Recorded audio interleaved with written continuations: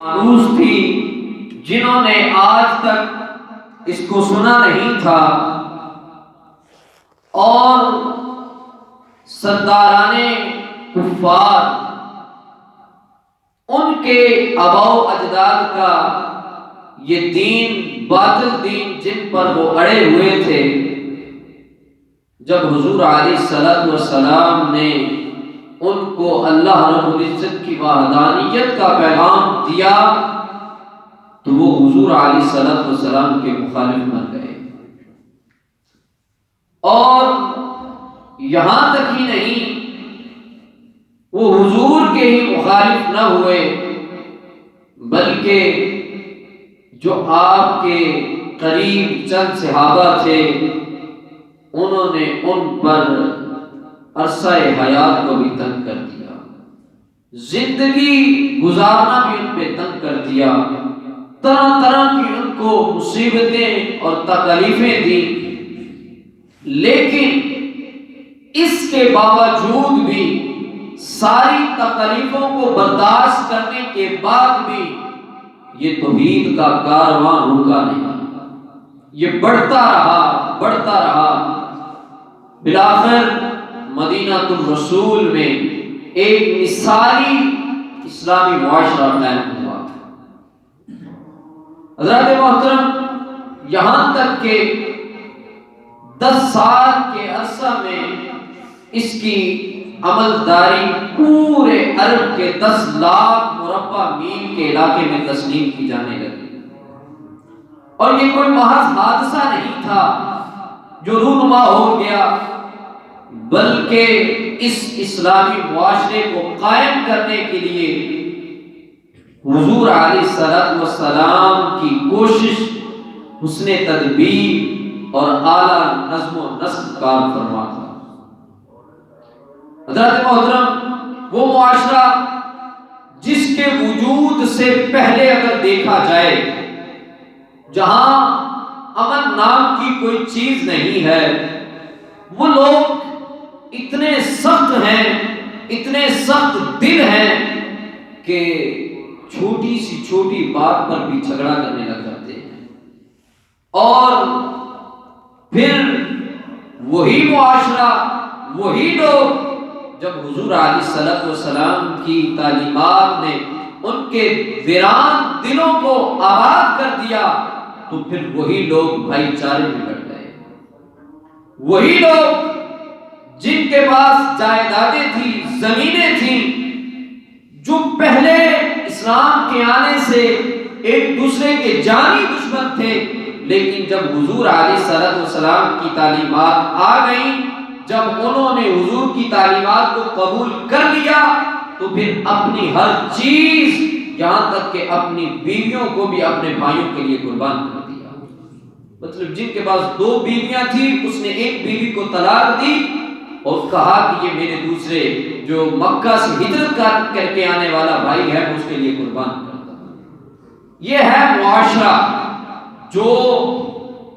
ایک حسن کے طور پر سامنے نظر آیا، ایک آئیڈیل کے طور پر سامنے لوگوں کے نظر آیا۔ حضرات محترم، پھر مرور زمانہ صدیوں بعد اس معاشرے کی جو خصوصیات تھی وہ کم ہونا شروع ہوئی، ہر طرف بد اخلاقی ہے، بے حیائی ہے، فحاشی ہے، بد عقیدگی عروج پر ہے، اور ہر بندہ اپنی دکانداری چمکانے کے لیے، اپنے آپ کو بڑا بنانے کے لیے اپنے طرف سے خیالات پیش کر رہا ہے، اور اسلام کا جو اصل چہرہ تھا اس کو مسخ کر رہا ہے، اس کو بگاڑ رہا ہے۔ حضرات محترم، یہاں اتنا فتنہ اور شر انگیزی ہو گئی، بقول حافظ سعدی شرازی علیہ رحمہ فرماتے ہیں، ہما آفاق پر از فتنہ و شر می بینم۔ وہ فرماتے ہیں کہ پوری دنیا اس وقت فتنہ اور شر کی آماج کا بنی ہوئی ہے، گناہوں کی بہتات اور گندگی نے امت مسلمہ کو تباہ و برباد کر کے رکھ دیا۔ ہم میں سے ہر کوئی چاہتا ہے کہ ہمارے معاشرے میں عدل و انصاف ہو، اخوت و بھائی چارہ ہو، اتحاد و اتفاق کی فضا قائم ہو، تو ہم ایک دوسرے کے دکھ درد کو بانٹنے والے ہوں۔ لیکن یہ خوبیاں، یہ اچھائیاں ہمیں نظر نہیں آتی، بلکہ اچھائیاں اور انسانیت رخصت ہو رہی ہے، اور کوئی اپنے گھر سے ہی پریشان ہے تو کوئی پڑوسی کی وجہ سے پریشان ہے، اور کوئی رشتہ داروں اور خاندان سے شاکی ہے تو کوئی سیاسی رہنماؤں سے دل برداشتہ ہے۔ الغرض انسان کو انسان سے ہی خطرہ ہونے لگا ہے، انسان سے ہی ڈرنے لگا ہے، انسان اپنے گھر میں خود کو محفوظ نہیں سمجھ رہا، انسان اپنے معاشرے میں خود کو محفوظ نہیں سمجھ رہا، اپنی ریاست میں خود کو جو ہے وہ محفوظ نہیں سمجھ رہا۔ حضرات محترم، حضرت اللہ رب العزت نے اس ہی معاشرے کے لیے آقا کریم علیہ الصلوۃ والسلام کو بے مثال معاشرہ بنانے کے لیے حضور نبی رحمت صلی اللہ علیہ وسلم کو مبعوث فرمایا، اور آقا کریم علیہ الصلوۃ والسلام نے ارشاد فرمایا، من ستر اللہ مسلما ستر اللہ یوم القیامہ، جو کسی کے عیبوں کو دنیا میں رہ کے چھپائے گا، اللہ رب العزت اس کے عیبوں کو قیامت کے دن چھپائے گا۔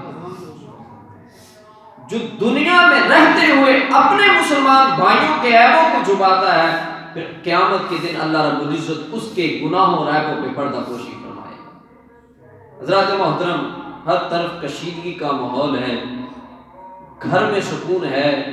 نہ باہر معاشرے میں چین ہے، آخر ایسا کیوں؟ کبھی ہم نے سوچا؟ اگر سوچیں تو اس کا جواب نہ تو ہاں میں ہے نہ نہ میں ہے۔ حضرین گرامی قدر، تمام تر مسائل کے لیے، ان ساری پریشانیوں کے حل کے لیے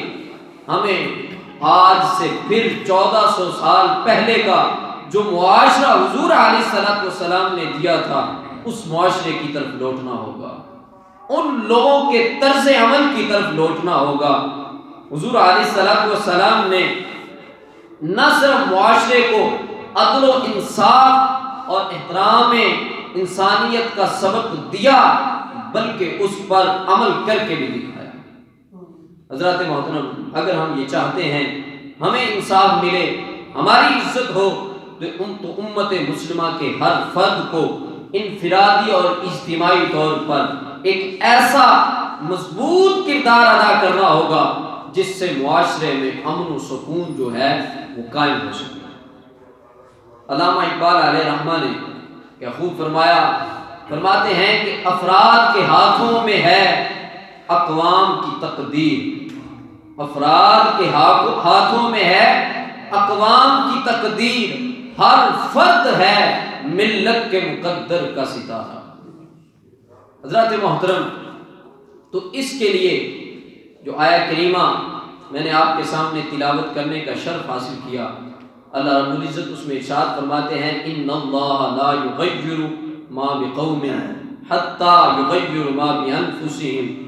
کہ اللہ رب العزت اس وقت تک کسی قوم کی حالت نہیں بدلتا جب تک اس کو خود اپنی حالت بدلنے کا خیال نہ ہو۔ اس قوم کی حالت اللہ رب العزت اس وقت تک چینج نہیں کرتا جب تک وہ خود اپنی حالت بدلنے کے لیے کوشش نہیں کرتی۔ تو مسلمان ہونے کے لیے، اسلامی معاشرے کی تعمیر و ترقی کے لیے، فلاح کے لیے، ہر ایک بندے کو اپنی اپنی جگہ پر انفرادی طور پر بھی کردار ادا کرنا ہوگا اور اجتماعی طور پر بھی کردار ادا کرنا ہوگا۔ حضرات محترم، اس سے کے لیے سب سے پہلی اور بنیادی بات میں آپ کو بتاؤں کہ سب سے پہلے ہمیں خود کی اصلاح کی ضرورت ہے، ہمیں اپنی اصلاح کرنی چاہیے۔ تو اس کے لیے حضور علیہ الصلوۃ والسلام نے ارشاد فرمایا، کلکم راع وکلکم مسئول عن رعیتہ، کہ تم میں سے ہر ایک نگہبان ہے اور اس سے اس کی رعیت کے بارے میں پوچھا جائے گا۔ یہ نہ ہو کہ ہم خود کی تو اصلاح نہ کریں اور دوسروں کو کہتے پھریں، اور وہ بات کسی نے کیا بزرگ نے کہی کہ دوسروں کو نصیحت اور خود میاں فصیحت، یعنی دوسروں کو تو نصیحت کرتے پھرو اور خود کی طرف دیکھو ہی نہ۔ لہذا سب سے پہلے بنیادی چیز یہ ہے کہ ہم نے خود کو درست کرنا ہے، ہم نے خود کو ٹھیک کرنا ہے۔ جب انسان خود کو ٹھیک کرے گا تو پھر اس کے بعد دوسروں کی طرف اس کی نظر جائے گی۔ اس لیے سب سے پہلے خود کو دیکھنا چاہیے۔ اس کے لیے کیا چیز ہے بنیادی کہ اپنی اصلاح کرو۔ تم نگہبان ہو، اگر نگہبان ٹھیک ہوگا تو اس کی رعایا بھی ٹھیک ہوگی، اس کی رعایا ٹھیک کام کرے گی۔ اور اس کے بارے میں آقا کریم علیہ الصلوۃ والسلام نے فرمایا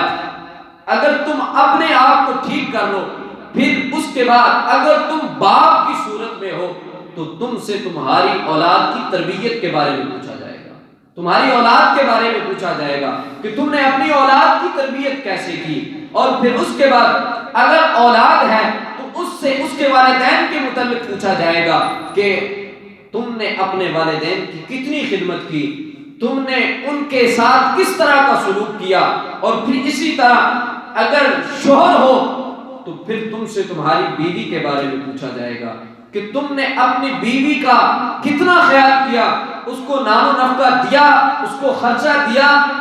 اور اس کے حقوق کا خیال رکھا۔ اور اگر وہ بیوی ہے تو اس سے شوہر کے متعلق پوچھا جائے گا کہ تم نے اپنے شوہر کی کتنی اطاعت کی اور اس کے مال کی، اس کے گھر کی کتنی حفاظت کی، اور تم نے اس کی جو اپنا جسم ہے جو تمہارے پاس کی امانت ہے، تم نے اس کے لیے کتنی حفاظت کی۔ تو ہر ایک بات کا ہر بندے کو جواب دہ ہونا پڑے گا۔ حضرات محترم، الغرض ہر سب سے پہلے ضروری بات یہی ہے کہ بندہ خود کو ٹھیک کرے۔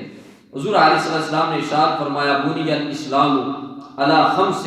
اسلام کی بنیاد 5 چیزوں پر رکھی گئی۔ کون کون سی؟ سب سے پہلی بات ایک اسلامی معاشرے کے لیے،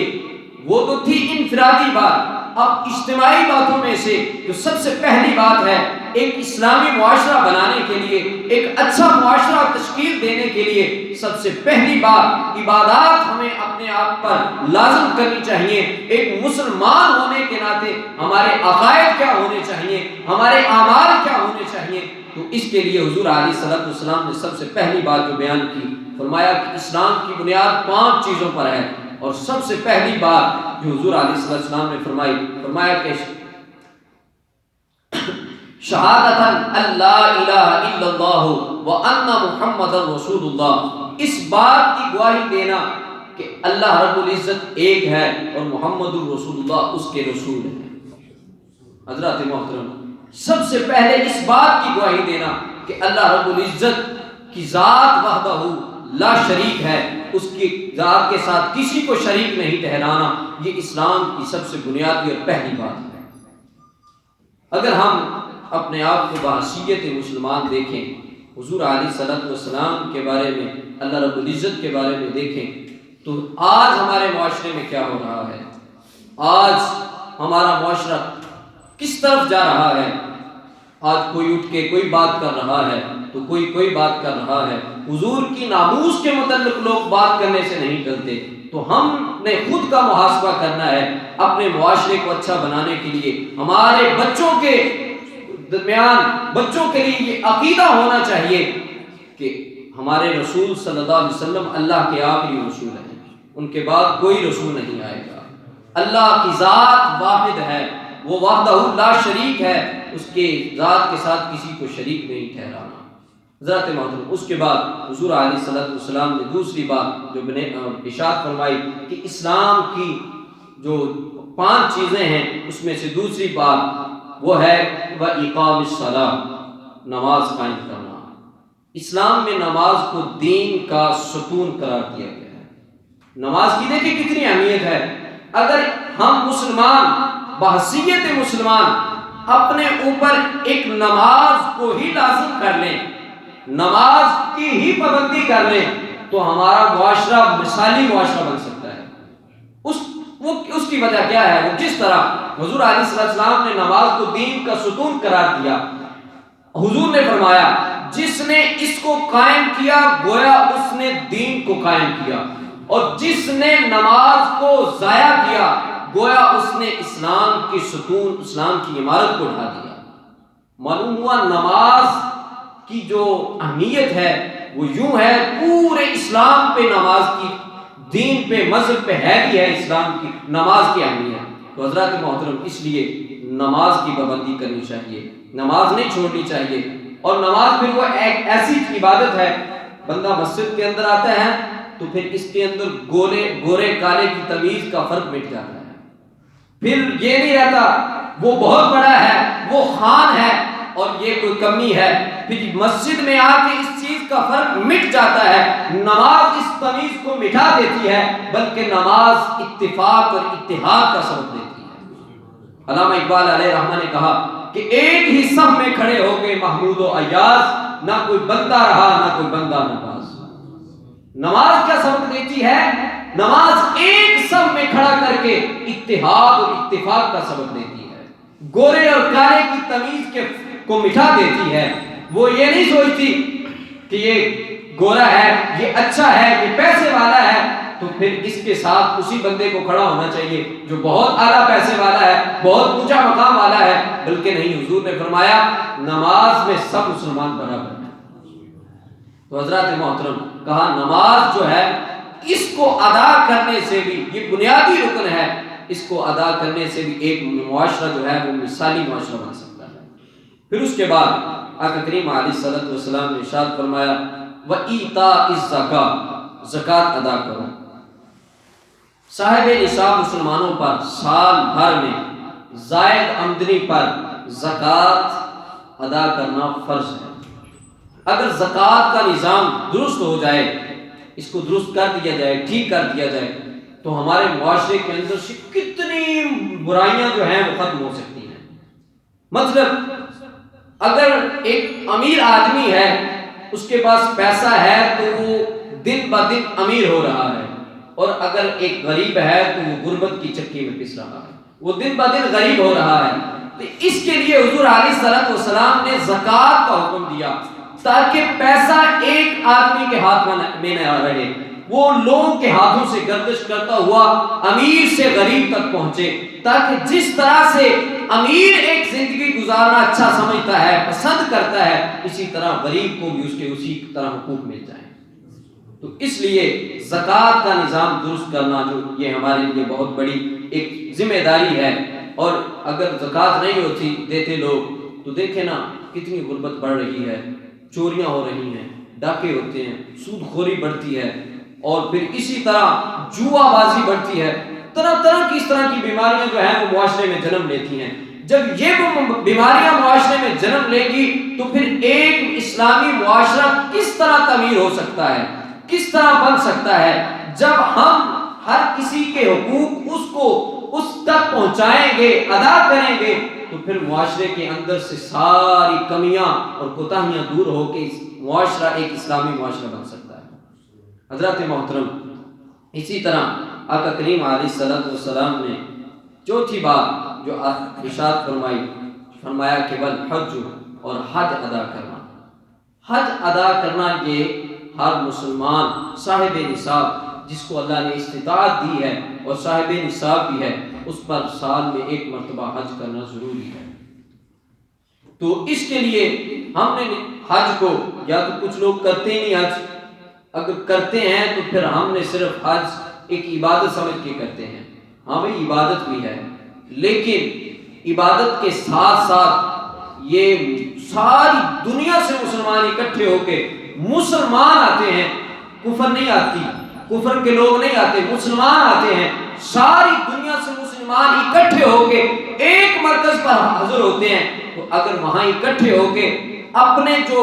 اجتماعی مسائل ہیں ان پہ اگر غور و فکر کیا جائے تو یہ سارے مسلمان اپنے مسائل اس جگہ پہ بیٹھ کر حل بھی کروا سکتے ہیں اور منوا بھی سکتے ہیں۔ یہ ہمارے پاس بہت بڑا پلیٹ فارم ہے، لیکن ہم اس کی جو اہمیت ہے اس کو بھولے ہوئے ہیں، جو اصل چیز ہے اس کو بھولے ہوئے ہیں۔ ہم جاتے ہیں، عبادت کرتے ہیں، یہ سچ ہے جو بندہ حج کرتا ہے اللہ رب العزت اس کو گناہوں سے ایسے کر دیتا ہے جیسے وہ ماں کے پیٹ سے پیدا ہو گیا۔ جو بندہ حج کرتا ہے وہ ایسے ہو جاتا ہے جیسے ماں کے پیٹ سے پیدا ہو کے آیا ہو، یعنی اس کے اوپر کوئی گناہ نہیں ہوتے۔ حضرات محترم، یہ ایک اہم چیز ہے، اس کے اوپر بھی ہمیں سوچنا چاہیے۔ پھر اس کے بعد حج ہمیں اور کیا کیا چیزیں فراہم کرتا ہے۔ حج ایک اجتماع ایسا ہے جس کے اندر کہیں کہیں سے لوگ آئے ہوتے ہیں، اور وہ ہمیں صبر سکھاتا ہے، برداشت، تحمل، ایک دوسرے کے ساتھ پیار محبت کے ساتھ رہنے کی ترغیب دیتا ہے۔ تو ہمیں اس سے وہ باتیں اخذ کرنی چاہیے، وہ باتیں لینی چاہیے کہ جس سے ہمارا ایک معاشرہ، ایک مثالی معاشرہ بن سکے۔ پھر حضرات محترم، پانچویں چیز حضور علیہ الصلوۃ والسلام نے فرمایا وصوم رمضان، رمضان کے روزے رکھنا۔ روزہ دین اسلام کی بدنی عبادات میں سے ایک اہم عبادت ہے۔ رمضان مبارک کا پورا مہینہ گویا مسلمانوں کے لیے ٹریننگ کیمپ ہوتا ہے۔ ایک ٹریننگ کیمپ ہوتا ہے نا، اس میں بندہ زیادہ سے زیادہ عبادت بھی کرتا ہے، عبادات کا ثواب بھی بڑھا دیا جاتا ہے، صدقات کا ثواب بھی بڑھا دیا جاتا ہے۔ تو یوں لگتا ہے کہ سارے سال کی نیکیاں جیسے بندہ اس ماہ میں اکٹھا کر لے گا۔ تو اس لیے یہ ایک ٹریننگ کیمپ ہے تاکہ تم سارا سال اسی طرح نیکیاں کرتے رہو،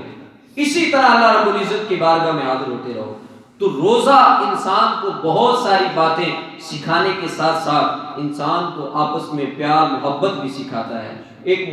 مثالی معاشرہ بننے کے لیے انفرادی طور پر بھی اس کی تربیت کرتا ہے اور اجتماعی طور پر بھی اس کی تربیت کرتا ہے۔ حضرات محترم، روزے کے بارے میں اللہ رب العزت نے ارشاد فرمایا روزہ میرے لیے ہے اور میں ہی اس کا اجر دوں گا۔ دیکھو کتنی بڑی عبادت ہے روزہ، اور کہا روزہ میرے لیے ہے اور میں ہی اس کا اجر دوں گا۔ یہ تو وہ 5 چیزیں تھیں جو احادیث کے مطابق میں نے آپ کے سامنے رکھی، اور اب کچھ وہ چیزیں ہیں جن کو ہم اپنے معاشرے میں اپنے اوپر لاگو کریں تو ہمارا معاشرہ اچھا بن سکتا ہے۔ سب سے پہلی چیز عدل و انصاف۔ ہمارے معاشرے کے اندر اگر عدل و انصاف ہوگا تو ہمارا معاشرہ اچھا ہوگا۔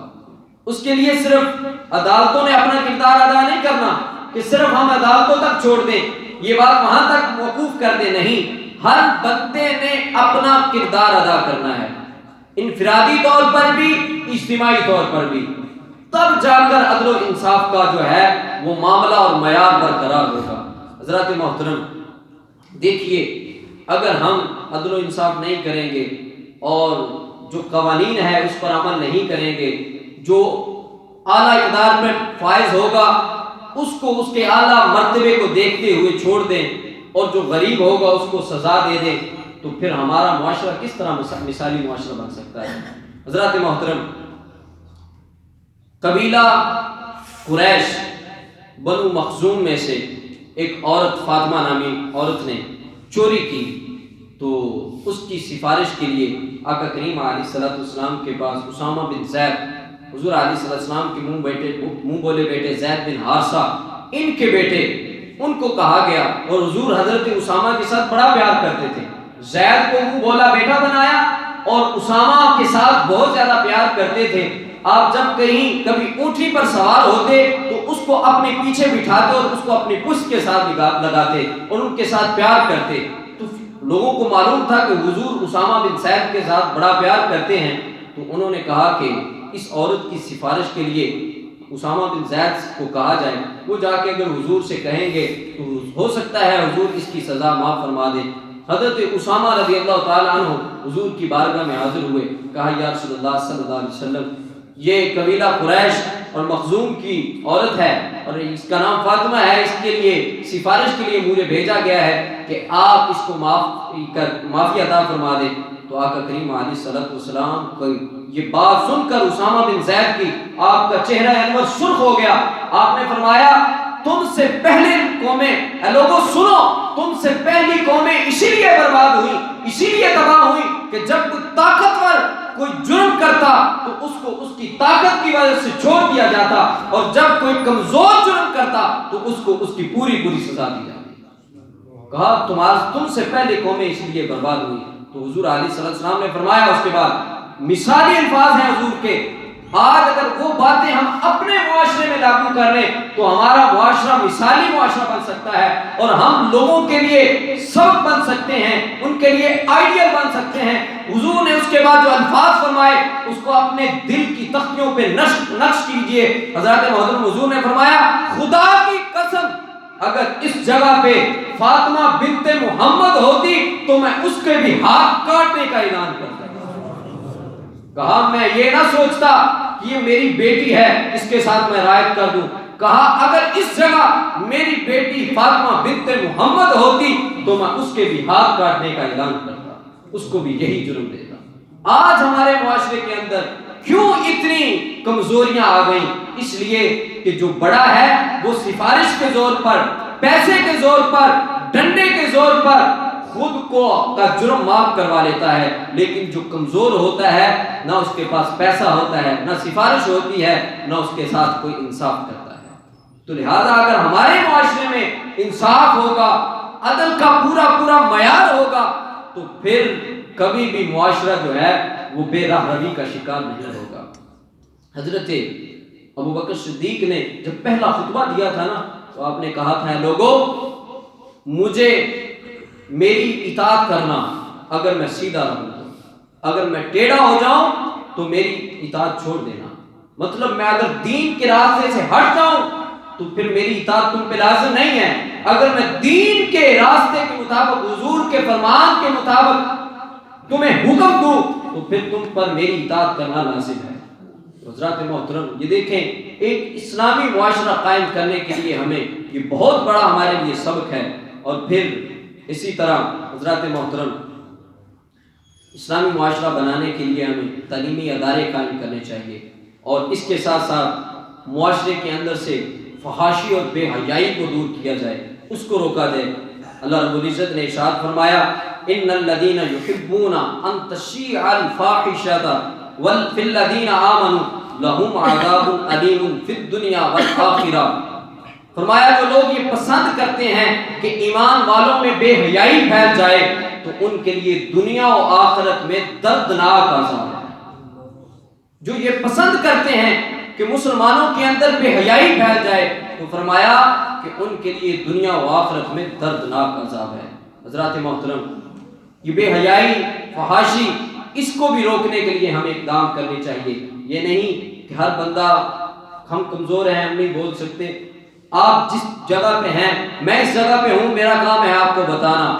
آپ ایسے ہیں معاشرے میں رہتے ہیں آپ بھی معاشرے کا حصہ ہیں، جہاں تک آپ کا بس چلتا ہے آپ بھی نیکی کے کام میں حصہ ڈالا کریں۔ حضرات محترم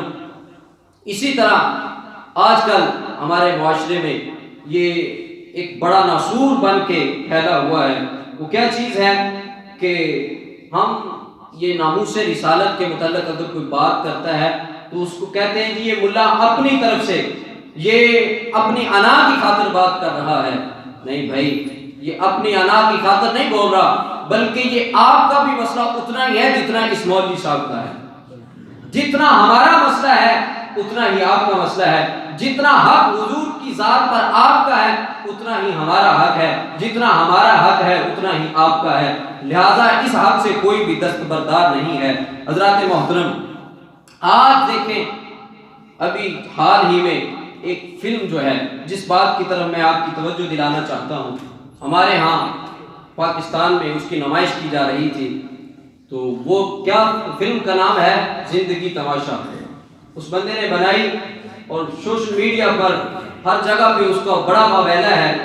اس کے اندر کیا اس نے دکھایا ہے اسلام کو جو اصل چہرہ ہے، آج میڈیا جو ہے وہ بگاڑ رہا ہے اس کو جو اصل چہرہ ہمیں حضور علیہ الصلوۃ والسلام نے دیا تھا اس کو بگاڑنے کے لیے یہ میڈیا بہت گندا کردار ادا کر رہا ہے۔ اس نے کیا دکھایا ہے، اس نے حضور علیہ الصلوۃ والسلام کی ناموس کے متعلق اگر کوئی بات کرتا ہے نا بندہ تو وہ کہتا ہے جی میں لگاؤں پھر فتویٰ تم پہ یا میں کروں تمہارے خلاف کوئی بات، اور کوئی بندہ اگر نعرہ لگاتا ہے اور پھر اس میں حضور علیہ الصلوۃ والسلام کے ذات پہ ہم نعتیں پڑھتے ہیں درود پڑھتے ہیں، تو اس نے اس کے متعلق بڑی اس کی بے حرمتی کی ہے، محافل کی بے حرمتی کی ہے، نعت خوانی کے متعلق اس نے باتیں کی ہیں. یہ ہمارا معاشرہ ہے جس میں ہم اپنے نبی کی ذات کے متعلق کوئی بات بھی نہیں کر سکتے؟ ہم اپنے حضور کے لیے اپنی جان تک کا نذرانہ عطا کرنے کے لیے حاضر ہیں، لیکن وہ لوگ حضور کی ذات پہ ہی باتیں کرنے کے لیے اٹھ گئے. تو مغربی لوگ یہ چاہتے ہیں کہ مسلمانوں کے اندر بے حیائی پھیلا دی جائے. اگر وہ بے حیائی سے ان کے اندر تفرقہ نہیں پڑا تو پھر سب سے اہم چیز ان کا عقیدہ ہے، ان کے اندر بد عقیدگی پھیلا دی جائے اور ان کے نبی کی ذات پہ اٹیک کیا جائے، جس سے ان کے دلوں کو بھی ان کے اندر جو ہے ان کی صفوں میں اختلاف ہوگا، وہ ایک دوسرے کے ساتھ جھگڑیں گے. لہٰذا آج یہ وقت ہے، آج امت مسلمہ کے لیے ضروری ہو گیا کہ ایک پلیٹ فارم پہ کھڑے ہو جائیں اور جس کے لیے جتنا ضروری ہے وہ اپنا نیکی میں اتنا حصہ اور کردار ادا کرے. ہمیں اپنے نبی علیہ الصلوۃ والسلام کی ذات کے ساتھ پکی اور سچی محبت ہے. ہم یہ نہیں برداشت کر سکتے کہ کوئی بندہ اٹھ کے ہمارے نبی علیہ الصلوۃ والسلام کی ذات کے متعلق تھوڑی سی بھی بات کرے. ہم اپنے والدین، اپنے ماں کے متعلق، باپ کے متعلق ایک گالی نہیں برداشت کر سکتے، تو وہ جو حضور ہماری جان ہے، ہمارا ایمان ہے، ہمارا سب کچھ ہے، ہم ان کے متعلق چھوٹی سی بات بھی برداشت نہیں کر سکتے. اللہ رب العزت سے دعا ہے، اللہ رب العزت ہمیں آقا کریم علیہ الصلوۃ والسلام کی ذات بابرکات کے ساتھ پکی سچی محبت کرنے کی توفیق عطا فرمائے اور یہ جو خرافات دین میں آ گئی ہیں اس سے بچنے کی توفیق عطا فرمائے. وآخر دعوانا